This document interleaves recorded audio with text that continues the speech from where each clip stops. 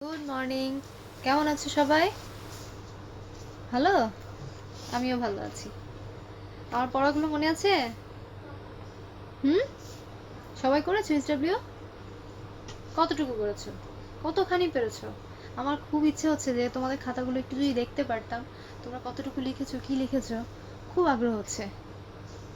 যদিও সম্ভব না, আশা করতেছি তোমরা অবশ্যই ভালো কিছু করছো, ভালো কিছু লেখার চেষ্টা করেছো।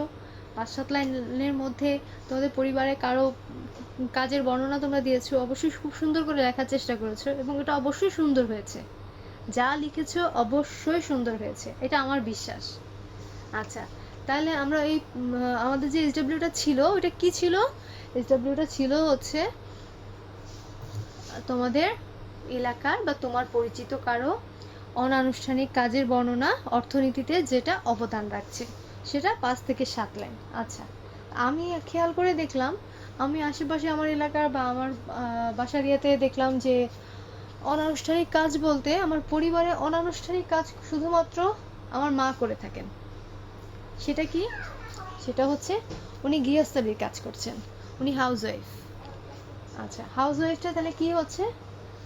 হাউস ওয়াইফ হচ্ছে উনি বাসায় থাকতেছেন সারাদিন, সারাদিন ঘরের কাজ করছেন, রান্না করছেন, ঘর পরিষ্কার করছেন, কাপড় ধুচ্ছেন, তারপর আমাদের জন্য সবার যেন ঠিকমতো আমরা অফিসে যেতে পারি সেই খেয়ালটা করছে, সবার খাওয়া দাওয়া হচ্ছে কিনা, সবার প্রপার ঘুম হচ্ছে কিনা, তারপরে সবাই সুস্থ আছে কিনা, এই খেয়ালগুলি সব উনি করছেন। এই কাজগুলি করার জন্য তো অবশ্যই তাকে কোনো মজুরি দেওয়া হচ্ছে না, আমাকে তো অবশ্যই কোনো মজুরি দেওয়া হবে না।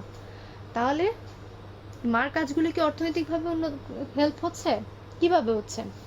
মায়ের কাজটা হেল্প হচ্ছে এভাবে, উনি এই যে আমাদের টেক কেয়ারগুলো করছেন, এই যে আমরা যে তার সাথে আছি, উনি আমাদের খাবার দাবারে খেয়াল করছে, আমরা ঠিকমতো ঘুমাতে পারছি কি না, আমাদের কাজগুলো ঠিকমতো আমরা করতে পারছি না, ঘরদোর পরিষ্কার করে রাখছে, আমাদের হেল্প করছেন, আমাদের সাহায্য করছেন, যাতে আমরা আমাদের কাজগুলো ভালো মতো করতে পারি।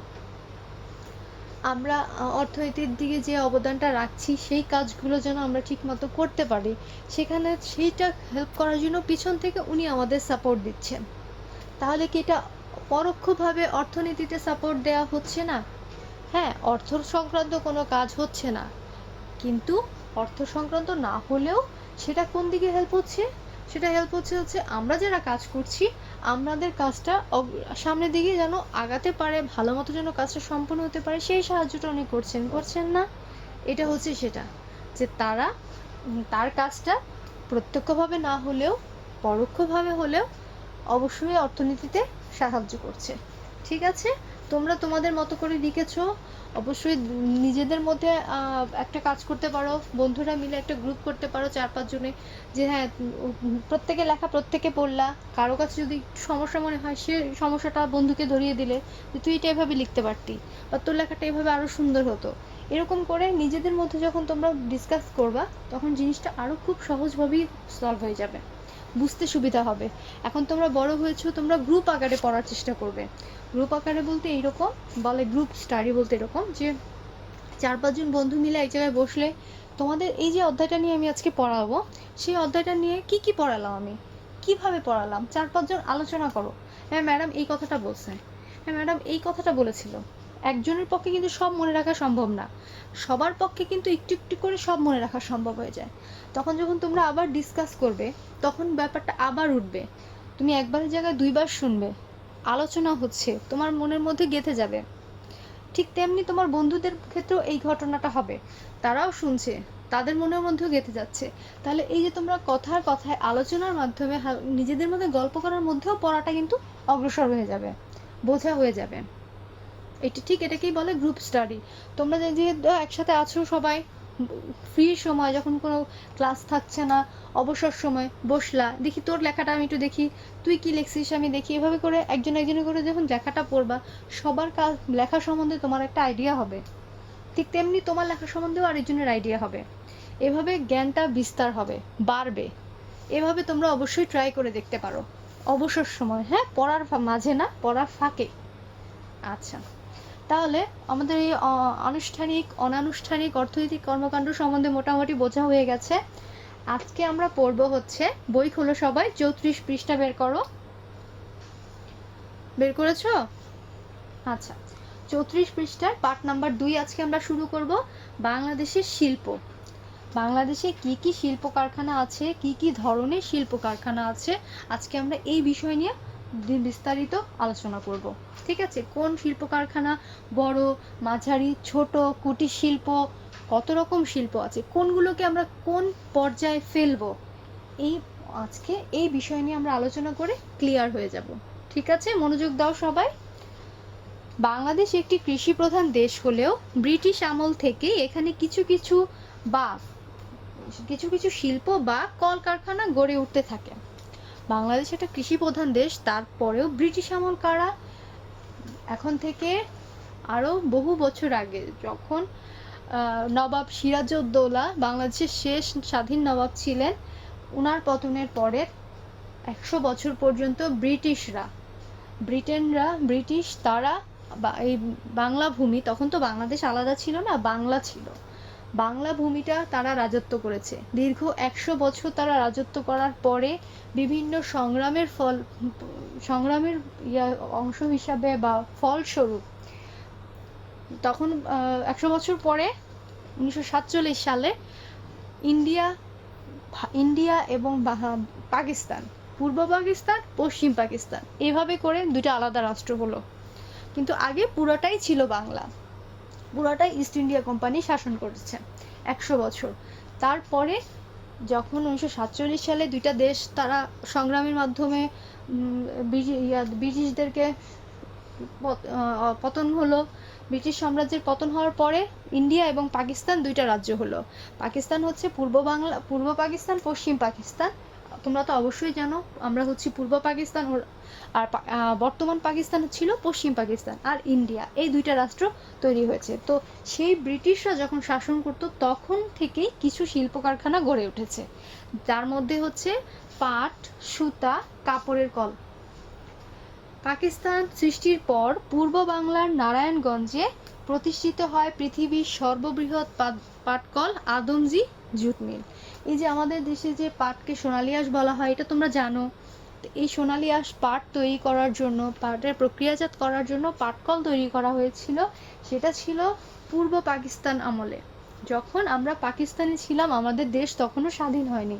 তখন এই পৃথিবীর ওই সময়কার সর্ববৃহৎ পাটকল ছিল বাংলাদেশের নারায়ণগঞ্জে, মানে পূর্ব বাংলার নারায়ণগঞ্জে আদমজী জুট মিল। ঠিক আছে, লাইনটা খুব ইম্পর্টেন্ট, তোমরা একটু দাগ দিয়ে নাও। পাকিস্তান সৃষ্টির পর পূর্ব বাংলার নারায়ণগঞ্জ প্রতিষ্ঠিত হয় পৃথিবীর সর্ববৃহৎ পাটকল আদমজী জুট মিল, এই লাইনটা দাগ দাও। আচ্ছা, পাকিস্তানি আমলে শিল্প বা কারখানা প্রতিষ্ঠার ক্ষেত্রে এই অঞ্চলটি পাকিস্তানি শাসকদের বৈষম্য বা বঞ্চনার শিকার হয়। এটা তো তোমরা সবাই জানো, যখন আমরা পূর্ব পাকিস্তানি ছিলাম তখন পশ্চিম পাকিস্তানের শাসক গোষ্ঠী আমাদের উপর কতটা শোষণ করেছে, আমাদের কতটা নির্যাতন করেছে, নিষ্পেষিত করে রেখেছে, যেন আমরা মাথা তুলে দাঁড়াতে না পারি।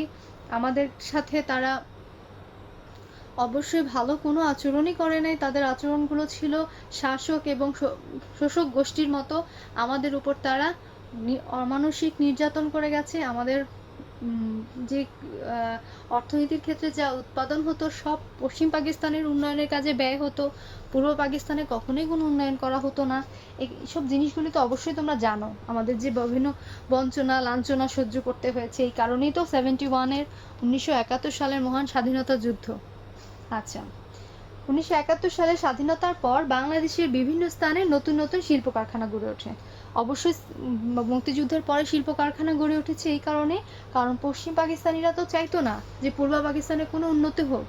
তারা শিল্প কারখানা যদি তৈরি করে, তাদের একটা অবশ্যই ক্ষেত্র তৈরি হবে, উপার্জনের ক্ষেত্র তৈরি হবে, মানুষের চাকরি হবে, তারা আস্তে আস্তে উন্নত হবে, এটা তো তারা চাইতো না। তো এই কারণেই যখন পাকিস্তানি অংশ আমরা ছিলাম, তখন এখানে কোনো শিল্প কারখানা হয়নি। যখন 1971 সালে স্বাধীনতা যুদ্ধ হলো, আমরা স্বাধীন হলাম, নিজেদের একটা রাষ্ট্র হলো, তখন আমরা নিজেদের উন্নতির জন্য আস্তে আস্তে শিল্প কারখানা তৈরি করা শুরু করলাম। আচ্ছা, এই সময় বাংলাদেশের পাট শিল্পই ছিল প্রধান। সেটা কোন সময়? 1971 সালে। সেই সঙ্গে ছিল চা, চিনি, সিমেন্ট, সার, চামড়া, রেল ও ইঞ্জিনিয়ারিং কারখানা। বর্তমানে গার্মেন্টস ও ঔষধ শিল্পেও বাংলাদেশে বিরাট সাফল্য অর্জন করেছে। মূলধন, উৎপাদনের পরিমাণ, কর্মী ও শ্রমিকের সংখ্যা ইত্যাদি বিচার করে শিল্প প্রতিষ্ঠানকে ভাগ করা হয়।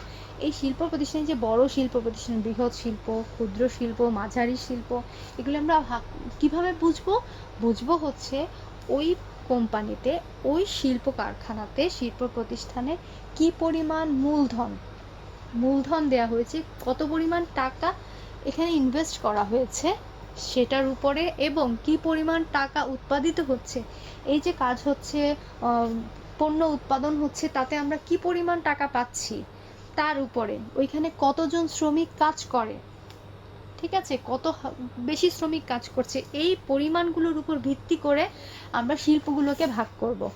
ঠিক আছে। আচ্ছা, এখন 35 পেজে চলে যাই শিল্পগুলোকে ভাগের ইয়েতে। বৃহৎ শিল্প কি? পাট, বস্ত্র, চিনি, সিমেন্ট, সার, রেল, ইঞ্জিনিয়ারিং, বিদ্যুৎ প্রভৃতি হচ্ছে বৃহৎ শিল্প। কিভাবে বৃহৎ? এইসব শিল্প প্রতিষ্ঠানে প্রচুর মূলধন আছে, দক্ষ শ্রমিক আছে, কারিগর আছে, প্রকৌশলী আছে, তারপর প্রকৌশলী কি ইঞ্জিনিয়ার, বিশেষজ্ঞ এবং অভিজ্ঞ ব্যবস্থাপক, একটা ব্যবস্থাপনা পরিষদ বলে। বড় বড় কোম্পানিগুলোতে বেশ কিছু অভিজ্ঞ মানুষ, যারা বিজনেসটা বা তাদের ব্যবসাটা খুব ভালো বুঝে, এইরকম কিছু মানুষ মিলে একটা পরিচালনা পরিষদ গঠন করে। 5-7 জন মিলে একটা ডিরেক্টরেট বোর্ড গঠন হয়। ঠিক আছে, সেইখানে ডিরেক্টররা থাকেন, পরিচালক থাকেন, তারা মিলে ডিসিশন নেন কোনভাবে আমার কারখানাটায় কাজ করলে বেশি উপার্জন হবে, বেশি উন্নত করতে পারবো, যে পণ্যটা উৎপাদন করছি তার মান ভালো থাকবে, এইভাবে কি করে কোম্পানিটা ভালোভাবে চলবে, শ্রমিকদের কি করে আমাদের সুযোগ সুবিধা দেওয়া যায়, এইসব আলোচনা করে। সার্বিকভাবে সেই শিল্প প্রতিষ্ঠানটার উন্নতির জন্য তারা কাজ করে। সেটাকেই বলা হয়েছে যে একটা অভিজ্ঞ ব্যবস্থাপকের প্রয়োজন হয়। এসব শিল্পের উৎপাদন ক্ষমতাও অনেক বেশি, দেশের চাহিদা মিটিয়েও উৎপাদিত সামগ্রীর একটা বড় অংশ বিদেশে রপ্তানি হয়। যেমন পাট রপ্তানি হচ্ছে, চিনি রপ্তানি হচ্ছে, সিমেন্ট, সার, এগুলো সবই বিদেশে বাংলাদেশ থেকে রপ্তানি করছে। তাহলে আমরা বুঝতে পারছি যে বাংলাদেশ থেকে আমরা রপ্তানি পণ্যগুলো কি কি আমরা বাইরে বিক্রি করছি, আমাদের দেশে উৎপাদন করে আমাদের যা উৎপাদন করছি আমরা ব্যবহার করার পরে বেশি থাকছে, এটা এত বেশি থাকছে যার কারণে আমরা বাইরে এগুলো বিক্রি করছি যাদের কাছে নেই, সেটাকে হচ্ছে রপ্তানি। কি কি রপ্তানি করছি? পাট, বস্ত্র, চিনি, সিমেন্ট, সার, বিদ্যুৎ। আমরা বাইরে, এখন অবশ্য বিদ্যুৎটা আমরা ওভাবে বলতে পারি না, কারণ বাংলাদেশে বিদ্যুৎ উৎপাদনের পরিমাণটা অনেক কমে গেছে। বাংলাদেশে মানুষেরই এখন পর্যাপ্ত পরিমাণ বিদ্যুতের চাহিদা মেটাতে পারছে না। আচ্ছা, তো এই জিনিসগুলো আমরা বাইরে রপ্তানি করছি। জাতীয় অর্থনীতিতে এ ধরনের বৃহৎ শিল্পের গুরুত্ব অপরিসীম। এ দেশে অর্থনৈতিক মেরুদণ্ড হিসেবে কাজ করছে এই শিল্পগুলো। অর্থনীতি যে দাঁড়িয়ে আছে, অর্থনীতি চলছে, তার মেরুদণ্ড বলা হয় কেন? মেরুদণ্ড হচ্ছে যে কোনো কিছুর ভিত্তি, তাই না? মেরুদণ্ড ছাড়া আমরা দাঁড়াতে পারতাম না, আমাদের নিজস্ব এই যে আকৃতিটা, সোজা হয়ে দাঁড়ানো, হাঁটা চলা করা, এগুলো আমরা কিছুই করতে পারতাম না। তাহলে সেই হিসাবে অর্থনীতি চলার ক্ষেত্রে, অর্থনীতির উন্নয়নের ক্ষেত্রে বৃহৎ শিল্প মেরুদণ্ড হিসেবে কাজ করছে। আচ্ছা, এবার মাঝারি শিল্পে চলে যাই। মাঝারি শিল্প তাহলে কোনগুলো? যে শিল্পে মূলধন 1.5 কোটি টাকা, 1.5 কোটি টাকা তার চেয়ে বেশি মূলধন। অবশ্যই ব্যবসা করার জন্য টাকা আগে ইনভেস্ট করতে হয়, টাকাটা আগে খাটাতে হবে, তারপরে না তুমি ফল পাবে বা তুমি লাভ পাবা, মুনাফা পাবা। তো এই যে টাকাটা খাটাতে হবে, সেই টাকার পরিমাণ 1.5 কোটি টাকার যদি বেশি হয়, তখন সেটা হবে মাঝারি শিল্প। মাঝারি শিল্পের প্রথম শর্ত হচ্ছে 1.5 কোটি টাকার বেশি মূলধন। আচ্ছা, তারপরে হচ্ছে এই ক্ষেত্রে তাহলে মাঝারি শিল্প কোনগুলি? হালকা ইঞ্জিনিয়ারিং শিল্প, সিল্ক, সিরামিক, কোল্ড স্টোরেজ বা হিমাগার, যে খাবারগুলো অনেক দিন ধরে রাখার জন্য, অনেক দিন ভালো রাখার জন্য হিমাগারে রাখা হয়। ঠান্ডা ঘর, ওই রুমের টেম্পারেচার অনেক কম থাকে, তাপমাত্রা, রুমটাই এভাবে তৈরি করা হয়। যেমন তোমরা ফ্রিজ দেখেছো কিনা জানি না, যেখানে খাবার ঠান্ডা রাখা হয়, ঠিক ওরকমই বড় একটা রুম হিমাগার থাকে ওখানে, যে অনেক দিন পর্যন্ত, অনেক মাস পর্যন্ত খাবারটা যেন পচে না যায়, নষ্ট না হয়ে যায়, ওই রুমে রাখা হয় অনেক পরিমাণে। তো ওইটাকে বলা হয় হিমাগার। আচ্ছা, দেশের চাহিদা পূরণ ও অনেক লোকের কর্মসংস্থানের মাধ্যমে এ ধরনের শিল্প জাতীয় অর্থনীতিতে গুরুত্বপূর্ণ ভূমিকা পালন করছে। আচ্ছা, এবার চলে যাচ্ছি ক্ষুদ্র শিল্প। 1.5 কোটি টাকার মূলধন যেখানে আছে তার চেয়ে কম, যেমন মাঝারি শিল্পটা ছিল 1.5 কোটি টাকার বেশি মূলধন দিতে হবে, আর ক্ষুদ্র শিল্প হচ্ছে 1.5 কোটি টাকার কম দিতে হবে, মূলধনটা কম থাকবে, তাহলে সেটা হবে ক্ষুদ্র শিল্প। 1.5 কোটি টাকার কম মূলধন খাটে যেসব কারখানা বা শিল্প প্রতিষ্ঠান, তাকে ক্ষুদ্র শিল্প বলা হয়। চালের কল, ছোট ছোট জুতা বা প্লাস্টিকের কারখানা, খাদ্য প্রক্রিয়াজাতকরণ শিল্প এর উদাহরণ। এবার হচ্ছে কুটির শিল্প। এই শিল্পে কুটির শিল্পগুলো কোনটা? কুটির শিল্প হচ্ছে এই যে গ্রাম বাংলার ঘরে ঘরে তৈরি হয়েছে, যেমন সেটা হতে পারে একটা তাঁতি তার তাঁত মেশিন দিয়ে কাপড় বুনছে, এটা একটা কুটির শিল্প। মায়েরা ঘরে বসে বসে অবসর সময়ে নকশি কাঁথা বানিয়ে তারা বিক্রি করছে, এটা হচ্ছে কুটির শিল্প। এই শিল্পতে মূলধন খুবই অল্প থাকে বা কখনো কখনো থাকেই না। বুঝতে পারছো? এই শিল্পটা সাধারণত ঘরের মানুষরা মিলেই কাজটা করে থাকে। যেমন সেলাইয়ের কাজটা মা যখন করছে, যদি বাসায় বড় মেয়ে থাকে মায়ের, সে তাকে সাহায্য করছে। ধরো তোমাদের বাসায় এরকমও হয়, বেতের তৈরি বিভিন্ন সামগ্রী, বেতের ঝুড়ি, বেতের মোড়া, এই জিনিসগুলি বাসায় বানানো হচ্ছে। তারপরে হচ্ছে পাটি তৈরি করে, শীতল পাটি, এগুলো কি বাসার মেম্বাররা করে না? শুধু কি একা মা করে বা বাবা করে? সবাই মিলেই কিন্তু করে। এটাই হচ্ছে কুটির শিল্প। ঠিক আছে? এই শিল্পে উৎপাদন ও বিপণনের কাজটি প্রধানত মালিক নিজে বা পরিবারের সদস্যরাই করে থাকে। আমাদের দেশে তাঁত বস্ত্র, মাটির তৈরি জিনিসপত্র, বাঁশ, বেত বা কাঠের কাজ, মিষ্টির প্যাকেট, আগরবাতি, ছোট্ট ছোট্ট কাজগুলি বাসার মেম্বাররা মিলে বসে যারা করতে পারে, এই কাজটা হচ্ছে কুটির শিল্প। এটাও একটা শিল্প। আচ্ছা, তাহলে এখন বুঝতে পারছো কুটির শিল্পটা? তা এটাও এক ছোট্টখাট্টো হলেও, বাসার মধ্যে হলেও অবশ্যই এটা একটা শিল্প। এই শিল্পে বাংলাদেশের মতো বৃহৎ জনসংখ্যার ও শিল্পে অনগ্রসর একটি দেশে অসংখ্য মানুষের কর্মসংস্থান ও স্বনির্ভরতা অর্জন করেছে। এই যে মা বাসায় নিজের ঘরের কাজের সাথে সাথে সে নকশি কাঁথা সেলাচ্ছে, সে অল্প বিস্তর হলেও তো ইনকাম করছে, উপার্জন করছে, সে স্বনির্ভর হচ্ছে না। শুধু বাবার একার উপর প্রেশার কমে যাচ্ছে, মা কিছু করছে, বা মা বাবা মিলে ধরো বেতের তৈরি জিনিস বিক্রি করছে, ঘরে বানানো হচ্ছে, মূলধন তেমন দরকার নাই, কিন্তু আমরা তো টাকা উপার্জন করছি, সংসারে তো উন্নত হচ্ছে, আর্থিক দিক তো উন্নত হচ্ছে, তাহলে অর্থনীতিতেও অবদান রাখছি, ছোট্ট ছোট্ট হলেও অবদান রাখা হচ্ছে, তাই না? হ্যাঁ, ঠিক সেটাই হচ্ছে কুটির শিল্পের কাজ। স্বনির্ভরতা অর্জন হচ্ছে কুটির শিল্প জাতীয় অর্থনীতিতে মূল্যবান অবদান রাখছে। এই মানুষগুলো যদি ছোট ছোট কাজ না করতো কি হতো? ঘরেই থাকতো। মা যদি এক্সট্রা কোনো কাজ না করতো, ধরো মাটির কোনো বাসন কোসন বা পুতুল না বানাতো, মার কি দিন যেত না? বাট তারপরে মা করছে, সে অবদান রাখছে, ঘরে থেকেও অর্থনীতিতে অবদান রাখছে। এইটা আমাদের দেশের অর্থনীতির জন্য খুবই গুরুত্বপূর্ণ। ঠিক আছে? আচ্ছা, এবার চলে যাচ্ছি বাংলাদেশের অর্থনীতিতে শিল্পের অবদান। এই যে শিল্পগুলো, এই যে শিল্প প্রতিষ্ঠানগুলো আমাদের বাংলাদেশের অর্থনীতিতে কি কি অবদান রাখছে? অনেক অবদান রাখছে। সেটা কেমন? নগরের বিস্তার ও মানুষের জীবনমান বৃদ্ধির ফলে পৃথিবীর অন্যান্য দেশের মতো বাংলাদেশেও শিল্পের ভূমিকা ক্রমে গুরুত্বপূর্ণ হয়ে উঠছে। অন্যান্য দেশেও যেমন গুরুত্বপূর্ণ, আমাদের দেশেও হয়ে যাচ্ছে। খাদ্য, বস্ত্র, ঔষধের মতো জিনিসগুলো তো বটে, জ্বালানি, বিদ্যুৎ, গৃহ নির্মাণ সামগ্রী ছাড়া আমাদের জীবন আজ অচল। আর এগুলো আমরা কোনো না কোনো শিল্প থেকেই পাই। আমরা যা যা প্রয়োজনীয় জিনিস ব্যবহার করছি কোনো না কোনো শিল্প থেকেই তো আসতেছে। এই দেখো তোমাদের ম্যাডামের হাতে একটা কলম, আমি বোর্ডে লেখার জন্য কলমটা এনেছি, এটাও তো কেউ তৈরি করেছে, কোনো শিল্প প্রতিষ্ঠানই তো তৈরি করেছে, আমার কাজে আসছে। এই বোর্ডটা কেউ তৈরি করেছে, তোমাদের পড়ার বইটা তো কেউ তৈরি করে দিয়েছে। তাহলে এই যে কাজগুলো তারা করছে, ছোট ছোট কাজ হইলে এই শিল্প খাত থেকেই তো আসতেছে, সেই কথাই বলেছে। আচ্ছা, কৃষির পর দেশের বিরাট সংখ্যক মানুষের জীবিকার সংস্থানও হচ্ছে এই শিল্প খাত থেকেই। এর অভাবে দেশের বেকারত্বের হার আরো কমে গেছে। যদি এই কাজগুলো, ছোট ছোট কাজগুলি না থাকতো, ছোট ছোট ব্যবসাগুলি না হতো, কুটির শিল্পগুলি না থাকতো, তাহলে মানুষের বেকারত্বের হার আরো বেড়ে যেত, তাই না? তারা আরো বেকার কি করবে এখন ছোট ছোট কাজ করেও তো তারা বেঁচে আছে, কিছু হলেও তো তারা উপার্জন করছে, সে কথাই এখানে বলা হয়েছে। সাম্প্রতিককালে বাংলাদেশের গার্মেন্টস শিল্পের যে প্রসারটা লক্ষ লক্ষ মানুষ, বিশেষ করে নারীদের জন্য কর্মসংস্থানের সুযোগ করে দিয়েছে। এই যে গার্মেন্টসে মেয়েরা কাজ করছে, এই মেয়েরা যদি গার্মেন্টস চাকরি না হতো তাহলে কি করতো, তারা কিভাবে বাঁচতো? হাজার হাজার লাখে লাখে মানুষ কাজ করছে গার্মেন্টসে। তেমনি গার্মেন্টস থেকে যে পরিমাণ অর্থ উপার্জিত হচ্ছে, সাথে সাথে বাংলাদেশের মানুষের বিরাট একটা কর্মসংস্থানের অংশও হয়ে গেছে। তারা নিজেরা এখন স্বাবলম্বী হয়েছে, চাকরি করার চিন্তা করছে।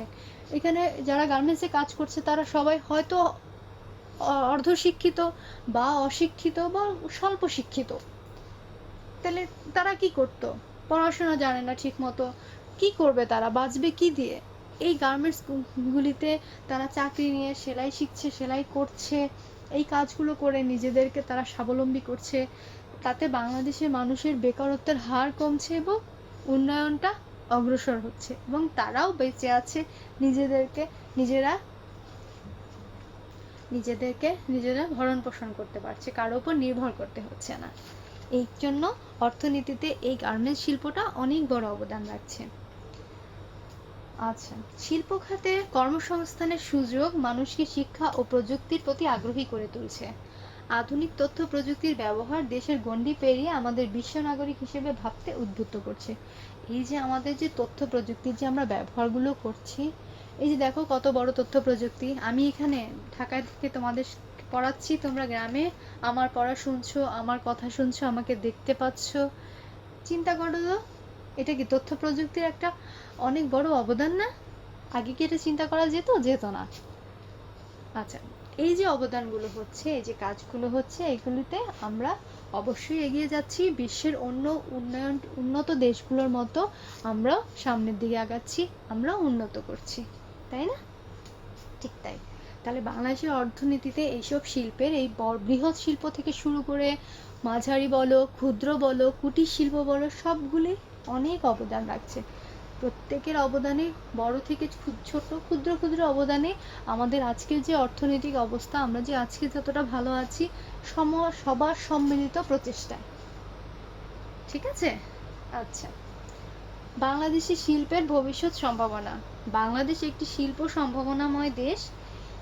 এদেশে রয়েছে বিশাল জনসম্পদ। এখানে অপেক্ষাকৃত কম মজুরিতে দক্ষ ও অদক্ষ উভয় ধরনের প্রচুর শ্রমিক পাওয়া যায়। এখানে বাংলাদেশের যে মজুরিটা, বাংলাদেশের মানুষগুলি খুব কম মজুরিতেই তারা কাজ করতে রাজি হয়ে যায়, কারণ বাংলাদেশে অনেক জনসংখ্যা। এই যে বলেছে জনসম্পদ, আমাদের দেশে অনেক জনগণ আছে, এরা দেশের সম্পদ। কারণ তারা দক্ষ হোক অদক্ষ হোক, তারা কাজ করতে পারে, তাদের শিখিয়ে দিলে তারা কাজ করবে, তাই না? তো এই যে প্রচুর শ্রমিক তারা বাংলাদেশে রয়েছে, কাজ করার অনেক সুযোগ যদি তৈরি হয়, তারা সেখানে কাজ করতে পারবে। এই সুযোগটা আমাদের আছে। ফলে বিদেশি বিনিয়োগকারী বলতে বাইরের ফরেনার যারা আছে, তারা ব্যবসা করার জন্য, ধরো বাইরের কোনো মানুষ এসে বাংলাদেশে দেখলো যে হ্যাঁ অনেক শ্রমিক পাওয়া যাবে, আমি এখানে যদি কোনো ফ্যাক্টরি দেই, ফ্যাক্টরিটা হলে আমি অনেক শ্রমিক পাবো, এবং শ্রমিকরা অনেক বেশি টাকা নেবে না, অল্প টাকাতেই তারা আমাকে কাজ করে দেবে, আমার কাজটা হয়ে যাচ্ছে। এরা হচ্ছে বিনিয়োগকারী।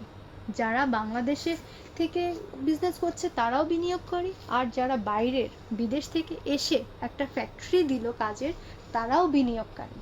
কেন বিনিয়োগ করছে? কারণ বাংলাদেশে অনেক শ্রমিক পাওয়া যাবে এবং তারা অল্প টাকাতেই কাজগুলো করে দিবে। ঠিক আছে? তো এই যে বিনিয়োগকারীরা আছে, বিনিয়োগকারীরা এদেশে শিল্প স্থাপন ও বিনিয়োগ করতে আগ্রহী হচ্ছে, কারণ তারা অল্প সময়ের মধ্যে অনেক শ্রমিক পাচ্ছে, দক্ষ অদক্ষ শ্রমিক পাচ্ছে, তারা টাকাও বেশি নিচ্ছে না, তাহলে কাজ করতে তাদের সমস্যা নাই, এই জন্য তারা বিনিয়োগ করছে। এরা বিনিয়োগ করার কারণে আমাদের দেশের অর্থনীতিতে উন্নত হচ্ছে। কারণ বাংলাদেশের মানুষগুলো তো তারা চাকরি করছে, তারা তো অর্থ উপার্জন করছে, কিছু হলেও তো অর্থনীতির চাকা ঘুরছে, সেটাই। আচ্ছা, বিদেশি কোম্পানি বাংলাদেশে এককভাবে এবং যৌথ অংশীদারিত্বে গার্মেন্টস কারখানা স্থাপন করছে। এদেশে উৎপাদিত পোশাক আজ বিশ্ব বাজারে সমাদৃত হচ্ছে। গার্মেন্টস ছাড়াও অন্যান্য শিল্পে বিদেশিরা পুঁজি বিনিয়োগ করতে আগ্রহ দেখাচ্ছে, কারণ তারা খুব সহজেই তাদের পণ্যটা পেয়ে যাচ্ছে।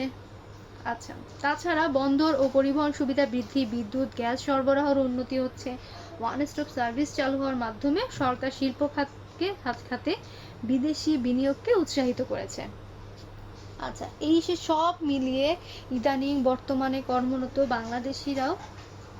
কর্মরত বিদেশে যে কর্মরত বাঙালিরা আছে, তারাও বিভিন্নভাবে অর্থ উপার্জন করে দেশে পাঠাচ্ছে এবং তারাও সেই অর্থের মাধ্যমে বিনিয়োগ করার, ব্যবসা করার চেষ্টা করছে।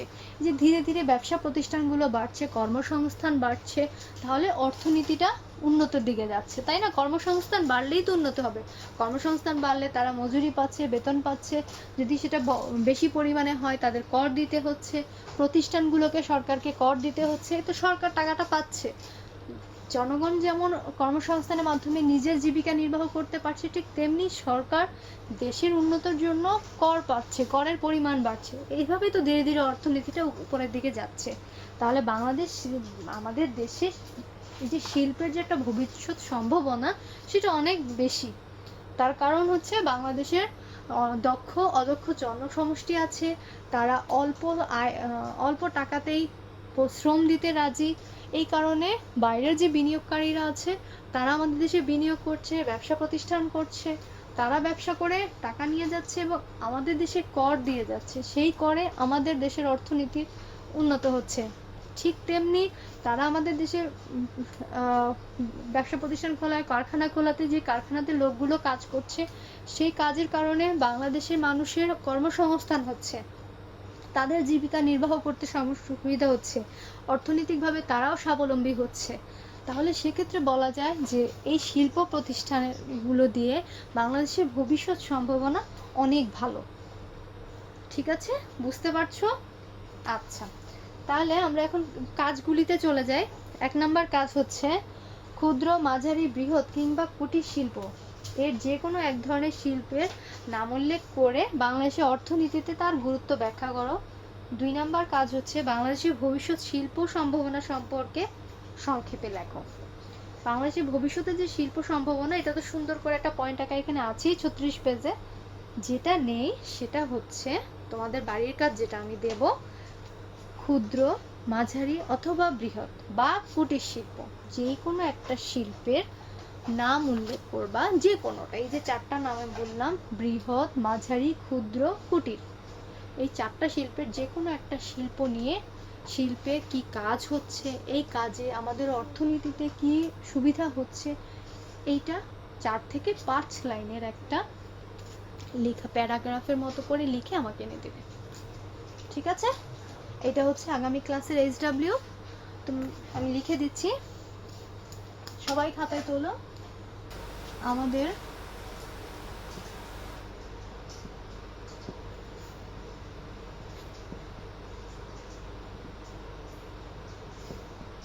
অর্থনীতিতে অবদান রাখে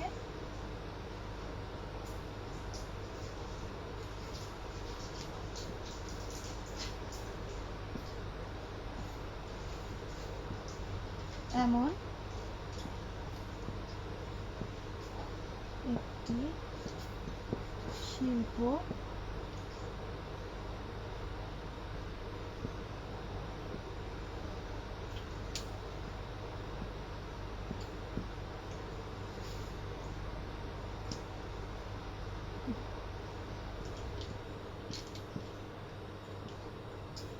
কয় লাইন লিখতে হবে আমি লিখলাম না, তোমরা 4 থেকে 5 লাইনের মধ্যে ছোট আকারে একটা প্যারাগ্রাফ করে লিখে নিয়ে আসবে। আমাদের অর্থনীতিতে অবদান রাখছে এমন একটি শিল্প সম্পর্কে লিখে নিয়ে আসবে। এটা হচ্ছে তোমাদের আগামী ক্লাসের SW। ঠিক আছে, আজকে এই পর্যন্তই। যতটুকু পড়িয়েছি অবশ্যই গত ক্লাসের মতো এবারও বলবো, বাসায় সুন্দর করে রিডিং করবে, বোঝার চেষ্টা করবে, আমার কথাগুলো মনে করবে, তাহলে অবশ্যই খুব সহজেই অর্থনীতির বিষয়গুলো ক্লিয়ার হয়ে যাবে। যদি বাসায় না পড়ো তাহলে কখনোই জিনিসটা ক্লিয়ার হবে না। জিনিসটা দেখতে যতটা সুন্দর মনে হচ্ছে ঠিক ততটা পড়লে আরও ভালো লাগবে। ঠিক আছে, অবশ্যই পড়বে আশা করি। আর আমার ইন্টারভিউটা করে নিয়ে আসবে। আগামী ক্লাসে দেখা হচ্ছে। ভালো থেকো সবাই। সেই পর্যন্ত আল্লাহ হাফেজ।